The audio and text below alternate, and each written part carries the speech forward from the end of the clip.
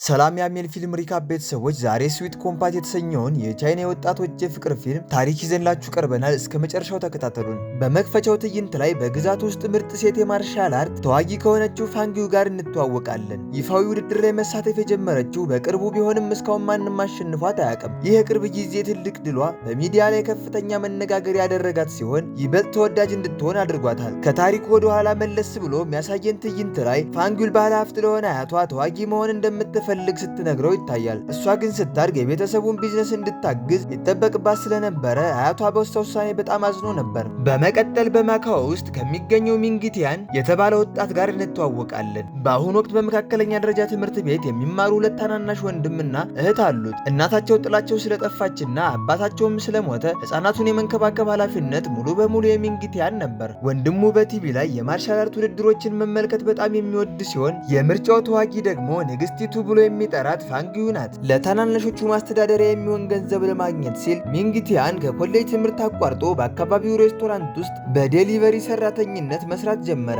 በአሁኑ ጊዜ ትምህርቱን ለመቀጠል የሚያስችለውን ጥሩ የስኮላርሺፕ እድል ያለው ኮሌጅ ለማግኘት የተቻለውን ሁሉ እየጣረ ነው። አንድ ቀን በስራ ላይ ያለ ለአንድ የአካባቢው ማርሻል አርት መምህር ምግብ እንዲያደርስ ይጠየቃል። በቦታው የ20 ደቂቃ ያህል መንገድ የሚፈጅ ቢሆንም አዛዡ ግን ምግቡ ከ15 ደቂቃ ባነሰ ጊዜ ውስጥ እንዲደርስ ስለፈለገ ስራው በጣም አስቸጋሪ ነበር። በዚህ የጭንቀት ሰዓት ላይ የሚንጊቲያንን አስደናቂ የአቅጣጫ የማወቅ ችሎታን ለማየት እንችላለን። በከተማው ውስጥ ያለውን እያንዳንዱን ጎዳናና አቋራጭ መንገድ በጭንቅላቱ ይዞታል። ወደ መዳረሻው ሊቃረብ ሲል አንዲት ምስኪን የጎዳና ላይ ሻጭ ከጋሪዋ ላይ የወደቀባትን ፍራፍሬዎች ለመልቀም ስትሞክር ያያል። እሷን ሊረዳ ሲል ግን ጋሪዋ አምልጦ በቁልቁለቱ ላይ መውረድ ይጀምራል። ልክ በዚህ ቅጽበት ላይ የማርሻል አርቷ ተዋጊ ፋንጊው በትዕይንቱ ላይ ብቅ ትልና ጋሪውን ይበልጥ እንዳይሄድ በእርግጫ ታስቆመዋለች።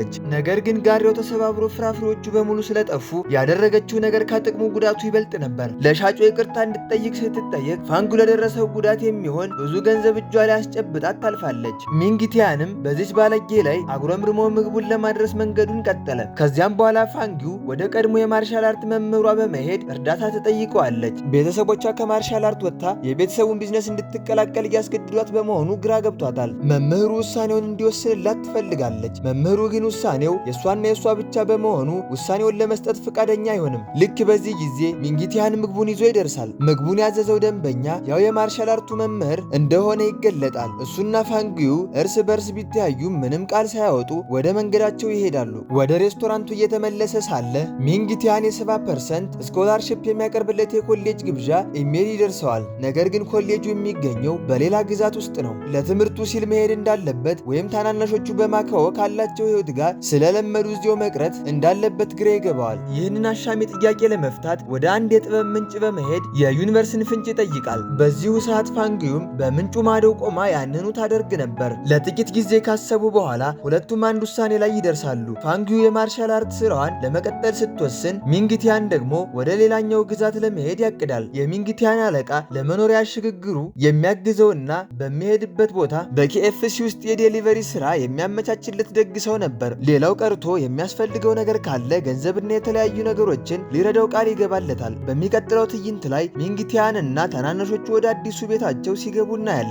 ምንም እንኳን አካባቢው በጣም ምርጥ የሚባል ባይሆንም የቤቱ ውስጥ ክፍል ግን በጣም ሞቅ ያለና ምቹ ነበር። ልጆቹ ቤቱን የወደዱት ይመስላል። ይህም በመጨረሻ ሚንጊቲያንን አስደስቶታል። እንደ መጀመሪያ የቤት ማስጌጫ እሱና የቀድሞ ማስተሩ የተነሱትን ፎቶግራፍ በመደርደሪያው ላይ ያስቀምጣል። ማስተሩ ከመሞቱ በፊት ሚንጊቲያንን ቦክስ ያሰለጥነው እንደነበር እዚያ ላይ ይገለጻል። በመቀጠል ሚንጊቲያን ልጆቹን ወደ ትምህርት ቤት ይወስዳቸዋል። በአዲሱ የኬኤፍሲ ስራው ላይ ይመዘገባል። በመጨረሻም ለመጀመሪያ ጊዜ ወደ ኮሌጁ ያመራል። የተመዘገበው በግዛቱ ውስጥ ምርጥ በሆነው የላቀ የስፖርት ኮሌጅ ዣንግዚ ውስጥ ነበር። ከዚህ ዓመት በፊት ኮሌጁ ሙሉ በሙሉ የሴቶች ብቻ የነበረ ሲሆን ወደ ግቢው ሲገባ በኮሌጅ ውስጥ ካሉት በመቶዎች ከሚቆጠሩ ሴቶች መካከል እሱ ብቸኛው ወንድ ሊሆን እንደሚችል ተረዳ። አንድም ወንድ ባይኑ ስላልታየው የደረሰው የቅበላ ደብዳቤ በስህተት አንብቦት እንደሆነ ራሱን መጠየቅ ጀመረ። ሴቶቹ በግቢው ውስጥ ባለው ብቸኛ ወንድ ተማርከዋል። እሱ ደግሞ በጣም መልከ መልካም መሆኑ ነገሩን ይበልጥ አባባሰው። በሌላ በኩል የኮሌጁ ፕሬዝዳንትና ሚስተር ዋንግ የተባሉ መምህር በጣም ተጨንቀዋል። ምክንያቱም መጀመሪያ ላይ 10 ወንዶች ለኮሌጅ አመልክተው የነበረ ቢሆንም ግቢውን ጎብኝተው ሴቶችን ብቻ ካዩ በኋላ ሁሉም ወደ ሌላ ኮሌጅ እንዲዛወሩ ጠይቀዋል። በአሁኑ ሰዓት የቀረው ሚንግቲያን ብቻ ነው። በመሆኑም ፕሬዝዳንቱ ሚንግቲያን እንዳይለቅባቸው የፈለገውን ነገር አድርገው እንዲያስተናግዱት ለሚስተር ዋንግ ትዕዛዝ ሰጠች። የኮሌጁን እይታ ማስፋት ይፈልጋሉ። ለዚህ ደግሞ የወንዶች ተማሪ መኖር ትልቅ ሚና ይኖረዋል። ከውጭ ግን ሴቶቹ በሚንግቲያን ምክንያት አብደዋል። ምንም አይነት እርዳታ እንደማያስፈልገው እያወቁ መንገዱን ዘግተው እርዳታቸውን ያቀርቡለታል። ከልጃገረዶቹ አንዷና ዣኦሚ ሚንግቲያንን ወደ ርዕሰ መምህሩ ቢሮ ማን እንደሚወስደው በሚል እርስ በርሳቸው ጸብ ውስጥ ገቡ።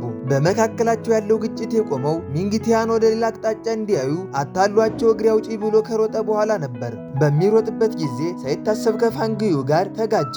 ወዲያውኑ በማካው ከተማ ያገኛት ያቺ ባለጌ ልጅ መሆኗን አወቃት። እሷም በድንገት በፖርሳዋ እጁን ስላሰናከለችውና ስላቆሰለችው ፕላስቲክ እንዲገዛበት ገንዘብ ሰጠችው። ሚንግቲያን በዚህ በገንዘብ ሁሉንም ነገር ለመፍታት በምትሞክረው ባህሪዋ በጣም ተናደደ። ይቅርታ እንድትጠይቀው ጠየቃት።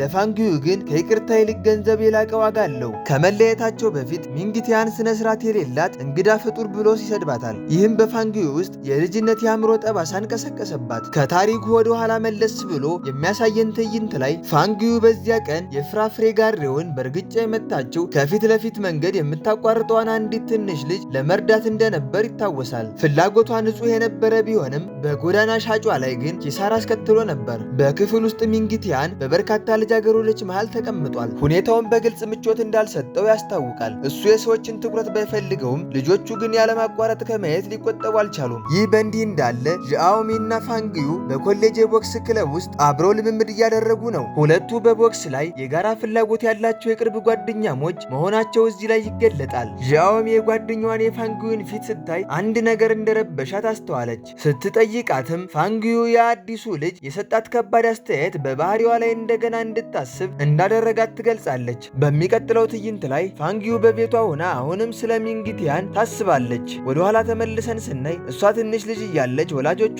ሴት መሆኗን ለመቀበል ፈቃደኛ አልነበሩም። ሁልጊዜም ወንድ ልጅ ይፈልጉ ስለነበር ከተወለደች ጀምሮ እንደ ወንድ ልጅ ነበር የሚያስተናግዷት። ጸጉሯን እንድታሳድግ ወይም የሴት ልብሶችን እንድትለብስ አይፈቅዱላትም ነበር። ያ የዋህ አእምሮዋ ሴት መሆኗን የተረዳችው ታናሽ ወንድሟ ሲወለድ ብቻ ነበር። ከሱ መወለድ በኋላ ነበር ወላጆቹ የሴት ቀሚስ እንድትለብስ የፈቀዱላት። በመጨረሻም የራሷን ማንነት መግለጽ በመቻሏ በጣም ተደስታ ለምትወደው ልጅ ስጦታ ይዛ ሄደች። ነገር ግን ጓደኞቿ ሁሉ ወንድ ስለምትመስላቸው አስገራሚ ፍጡር ብለው አፌዙባት። ይህ ክስተት በጣም ይረብሻት ስለነበር እስካሁን ድረስ ከማንነቷ ጋር ትታገላለች።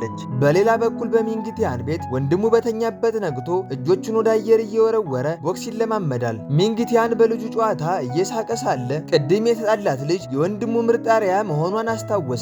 በልቡም የፋንግዩ አይኖች የእናቱን አይኖች እንደሚመስሉ አሰበ። ይህም ቀደም ሲል በነበረው ጠብ ውስጥ ከሚገባው በላይ እንዲናደድ ያደረገው ምክንያት ነበር።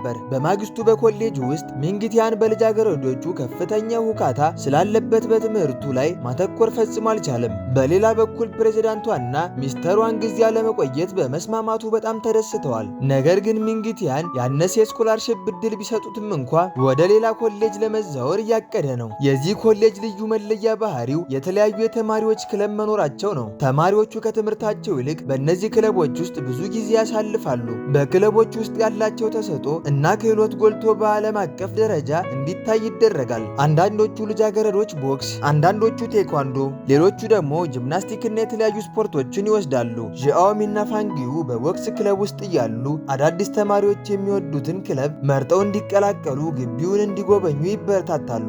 በጉብኝቱ ወቅት ሚንግቲያን ወደ ቦክስ ክለቡ ጎራ ሲል ዣኦሚና ፋንግዩ ሲለማመዱ ያገኛቸዋል። እዚህ ላይ የሚንግቲያን ልብ ውስጥ ትልቅ መነቃቃት ይፈጥራል። ምክንያቱም የፋንግዩ አስደናቂ የቦክስ ክህሎቶች ልክ እንደ ቀድሞ አሰልጣኙ ነበር። ምናልባት እሷም ከተመሳሳይ ማስተር ጋር ሰልጥና ይሆናል ብሎ ቢያስብም ወዲያውኑ ግን ሐሳቡን ከአእምሮ አወጣው። የግቢው ልጃገረዶች በሙሉ ሚንግቲያን የእነሱን ክለብ እንዲቀላቀል በኃይል ያስገድዱት ጀመር። እንደውም እሱን ለማግኘት ሲሉ እርስ በርሳቸው እስከ መጣላት ደርሰዋል። ከነሱ ግልፍተኛነትና ጫና ለመገላገል ሲል ሚንግቲያን የራሱን ፍላጎት ወደ ጎን ትቶ በጣም ጥቂት አባላት ያሉበትና የተረጋጋ የመሰለውን የዋና ክለብ ለመቀላቀል ወሰነ። በሙሉ በራስ መተማመን በማመን ወደ ዋናው ገንዳ በመሄድ አሰልጣኞቹ እስኪመጡ ድረስ ዘሎ ውሃው ውስጥ ገባ። ነገር ግን በሚያስቅ ሁኔታ ዋናው ገንዳው ሙሉ በሙሉ የተለያዩ አሳዎች ተሞልቶ ነበር። አንዲት ሴት መጥታ ተማሪ ባለመመዝገቡ ምክንያት ክለቡ እንደፈረሰና የዋና ገንዳው ወደ ተፈጥሯዊ የአሳ ማርቢያ እንደተቀየረ ነገረችው። ይህ ክስተት ለሚንግቲያን የመጨረሻው ተስፋ አስቆራጭ ነገር ሆነበት።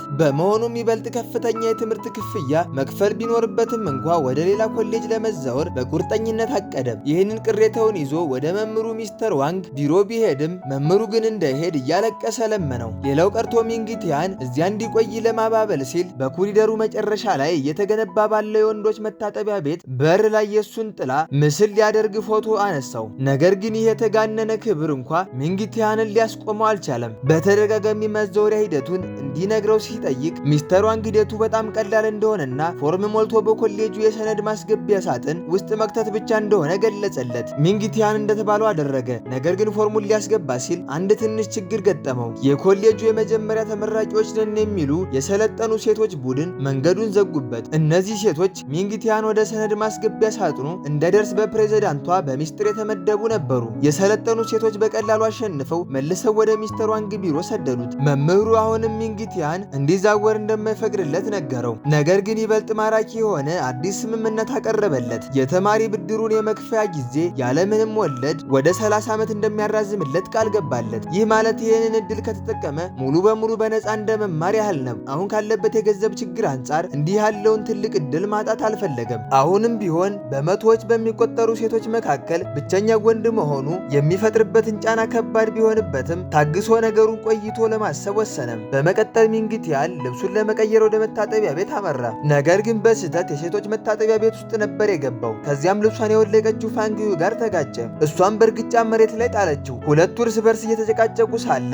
ዢአኦሚ በድንገት በሩን ሰብራ ገባችና በመካከላቸው አጠራጣሪ ነገር እንዳለ አሰበች። ሁለቱም ግን ክሷን ውድቅ አደረጉባትና ሚንግቲያን ጥሏቸው ወጣ። በሚቀጥለው ትዕይንት ላይ ዢአኦሚ ፋንግዩና ከቴኳንዶ ክፍል የሆነችው ባላንጣቸው በአንድ አይስክሬም ቤት ውስጥ ተቀምጠው የመጨረሻውን የቶሮንቶ ፍሌቨር ማን እንደሚወስድ ሲከራከሩ እናያለን። ይህ በእንዲህ እንዳለ ሚንግቲያን ምግብ ለማድረስ በብስክሌት እየሄደ ሳለ በመንገድ ላይ አምባጓሮ ፈጣሪዎች አንድን ትንሽ ልጅ ጎትተው ሲወስዱት ተመለከተ።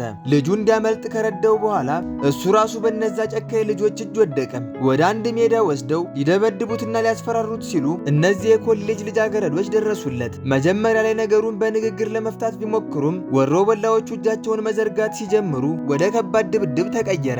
ረጅምና እጅግ አስቂ ከሆነ ትግል በኋላ ልጃገረዶቹና ሚንግቲያን ተባብረው ወሮ በላ ሌሎቹን አባረሯቸው። ከዚያን ክስተት በኋላ ሚንግቲያን ለልጃገረዶቹ ከልብ የመነጨ ምስጋና ቀረበላቸው። በመካከላቸው ጥልቅ ጓደኝነት ተመሰረተ። በእነዚህ አዲስ ጓደኛሞች ምክንያት የኮሌጁ ሕይወት ያን ያህል መጥፎ እንዳልሆነ ተረዳ። ወደፊት የተለያዩ ችግሮች ሊገጥሙት እንደሚችሉ ቢያቅም የመዛወሪያ ፎርሙን ሰርዞ በዣንግዚ ኮሌጅ ለመቆየት ወሰነ። በማግስቱ ጠዋት የመምህሩን የሚስተር ዋንግን ጥያቄ ሙሉ በሙሉ ተቀበለ። መምህሩን በደስታ ፈነጠዘ። ሚንግቲያን በአዲሶቹ ጓደኞችና ባገኛቸው ልዩ ጥቅማ ጥቅሞች በመታገዝ ቀጣዩን 4 የኮሌጅ ዓመታት ሰላማዊና አስደሳች ሕይወት ለማሳለፍ ተስፋ ያደርጋል። ታሪካችን እዚህ ላይ ያበቃል። ቀጣይ በሌላ የፊልም ታሪክ እስክንመለስ ላይክ እና ሰብስክራይብ ማድረጋችሁን እንዳትረሱ።